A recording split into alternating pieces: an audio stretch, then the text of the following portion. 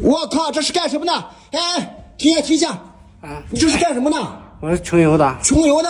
你这什么情况？你把桥洞下边当家了？你从哪里过来的？大哥，我是从甘肃过来的。从甘肃过来的啊！我的天呀，你怎么过来的？我有一个烂车，淘了个烂车，走到这里坏了。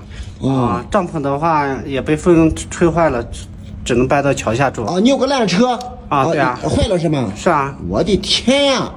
就你自己一个人是吗？啊，是的，我现在的话出来是一个人，然后路上还帮助了个小姑娘，是广西的，她跟男朋友出来，她男朋友把她扔在路上了。你路上还帮助个小姑娘？对，她是广西的，你是甘肃的。对，她现在跟着我学习做自媒体。跟着你学习做自媒体？我的天，你都这样了，她跟你学习自媒体？对啊，她没跟我在一起住，她在前面有个营地，在那里住的。他在营地住，对对对。哦，你就住在桥洞是吗？对。我的天，你住桥洞下边不冷吗？不冷不冷。啊，大哥，你多少岁了？哎，我都快50了。快50岁了？对对对对。你捡的小姑娘多大了呀？捡小姑娘才22。22岁？对啊对啊。我的天呀！她现在跟你是住在一起吃饭吗？就一起吃饭，住的话她自己有帐篷。啊，住都是分开住是吗？对对，我帐篷撑坏了。大哥，你这样处理你家里老婆孩子担心你吗？大哥，我离婚了。离婚了是吗？生意失败以后，我把广州的房和车都卖了，我老婆就不愿意，就跟我离异了。哦，做生意失败了，然后老婆就是不愿意你变卖家产是吧？对对对。哦，然后就离异了是吗？离异1年多了。哦，是这样是吗？我的天呀！你这样出来住在桥洞下面，你家里父母不担心你吗？父母的话，我一般都是报喜不报忧，也不是父母年龄大了，也不让他们担心。